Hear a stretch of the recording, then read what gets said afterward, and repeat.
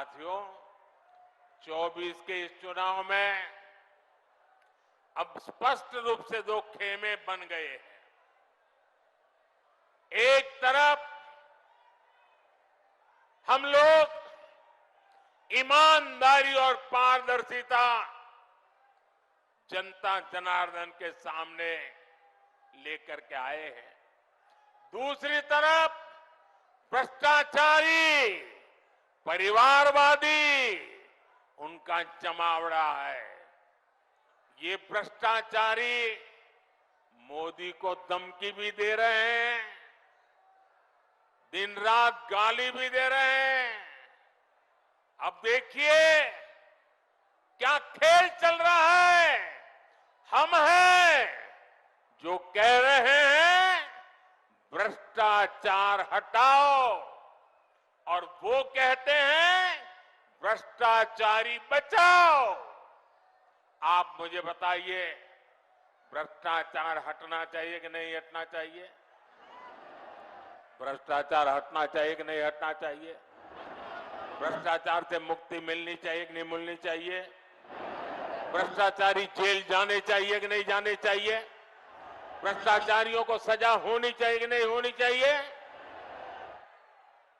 ये देश की आवाज है और मोदी आपकी हर आवाज को सुनता है और उसके लिए ताकत भी लगा देता है। लेकिन साथियों, मुझे कितनी गालियां दी जाए, कितने ही आरोप लगाए जाएं, मोदी इनकी गालियों और धमकियों से डरने वाला नहीं है।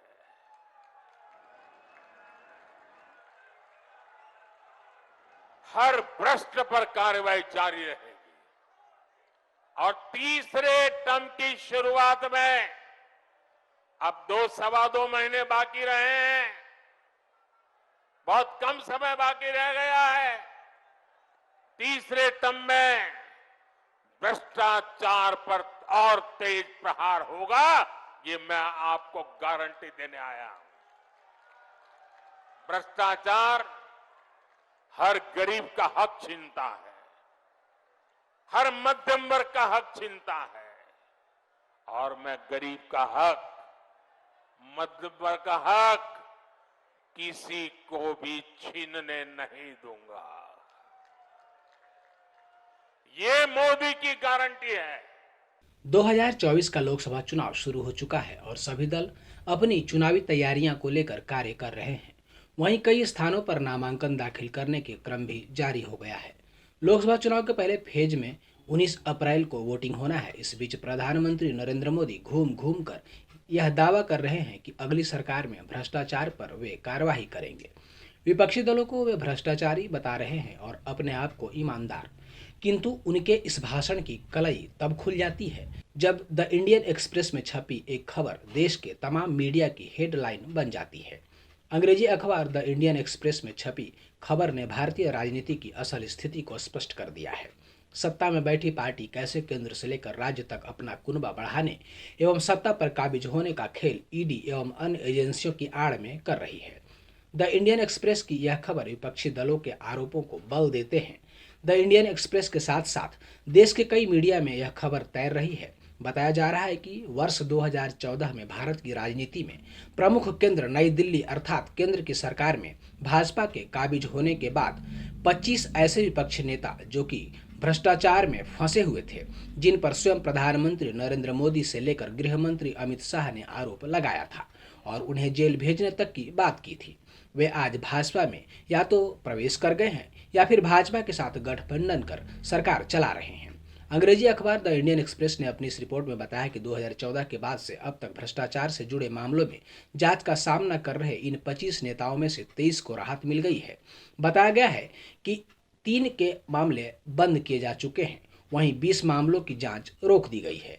इससे साफ स्पष्ट है कि जब आरोपी विपक्ष में होता है तो उसके खिलाफ जांच की जाती है और भाजपा से मित्रता बढ़ाते ही उनकी जांच को रोक दी जाती है अथवा ठंडे बस्ते में डाल दी जाती है।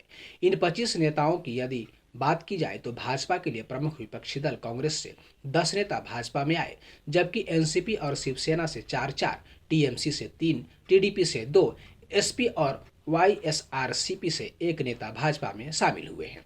सीधे तौर पर अगर बात की जाए तो अधिकतर मामलों में इन नेताओं के द्वारा लिए गए एक फैसले ने इन्हें पूछताछ, जांच, गिरफ्तारी जैसे मामलों से राहत देती है।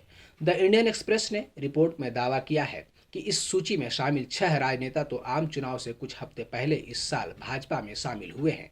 यह रिपोर्ट बताती है कि 2022 में द इंडियन एक्सप्रेस की एक जांच से पता चला है कि कैसे प्रवर्तन निदेशालय यानी कि ईडी ने 2014 के बाद इन राजनेताओं पर कार्रवाई की। उनमें से 95% विपक्ष के नेता थे। भाजपा में शामिल होने के जांच से राहत मिलने के मामले के कारण ही विपक्षी दल भाजपा को वॉशिंग मशीन कहते हैं। वे कहते हैं कि यह वह तंत्र है जिसके द्वारा भ्रष्टाचार के आरोपी राजनेताओं को अपनी पार्टी छोड़ने और भाजपा में शामिल होने पर कानूनी परिणामों का सामना नहीं करना पड़ता है। कांग्रेस ने अपने ट्विटर हैंडल से एक पोस्ट करते हुए एक ग्राफिक्स इमेज दिखाई है जिसमें नेता कतार से आ रहे हैं और उन्हें भाजपा के वॉशिंग मशीन में फेंका जा रहा है, जिससे उनके भ्रष्टाचार धुलते जा रहे हैं।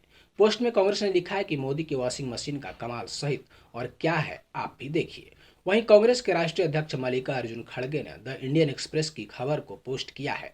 यदि हम बात करें उन भ्रष्ट नेताओं की जिनके पाप भाजपा में जाने के बाद धुल गए हैं तो वो हैं अजीत पवार, प्रफुल्ल पटेल, हेमंत बिस्वा शर्मा, अशोक चौहान, शुभेंदु अधिकारी, नवीन जिंदल, छगन भुजबल, प्रताप सरनाइक, हसन मुशर्रफ, भावना गावली, यामिनी और यशवंत जाघव, सीएम रमेश, रविंद्र सिंह, संजय सेठ, के गीता, सोवन चटर्जी, कृपाशंकर सिंह, दिगंबर कामत, तापस राय, अर्चना पाटिल, गीता कोड़ा एवं बाबा सिद्दीकी का नाम उनमें है, जिनके विरुद्ध चल रही जांच रोक दी गई है और या तो ठंडे बस्ते में डाल दी गई है। जबकि ज्योति मिर्धा एवं YS चौधरी की जांच अब भी चल रही है, जबकि 3 लोगों की फाइल बंद कर दी गई है। साथियों, 24 के इस चुनाव में अब स्पष्ट रूप से 2 खेमे बन गए हैं। एक तरफ हम लोग ईमानदारी और पारदर्शिता जनता जनार्दन के सामने लेकर के आए हैं। दूसरी तरफ भ्रष्टाचारी, परिवारवादी उनका जमावड़ा है। ये भ्रष्टाचारी मोदी को धमकी भी दे रहे हैं, दिन रात गाली भी दे रहे हैं। अब देखिए क्या खेल चल रहा है। हम हैं जो कह रहे हैं भ्रष्टाचार हटाओ और वो कहते हैं भ्रष्टाचारी बचाओ। आप मुझे बताइए, भ्रष्टाचार हटना चाहिए कि नहीं हटना चाहिए? भ्रष्टाचार हटना चाहिए कि नहीं हटना चाहिए? भ्रष्टाचार से मुक्ति मिलनी चाहिए कि नहीं मिलनी चाहिए? भ्रष्टाचारी जेल जाने चाहिए कि नहीं जाने चाहिए? भ्रष्टाचारियों को सजा होनी चाहिए कि नहीं होनी चाहिए? ये देश की आवाज है और मोदी आपकी हर आवाज को सुनता है और उसके लिए ताकत भी लगा देता है। लेकिन साथियों, मुझे कितनी गालियां दी जाए, कितने ही आरोप लगाए जाएं, मोदी इनकी गालियों और धमकियों से डरने वाला नहीं है।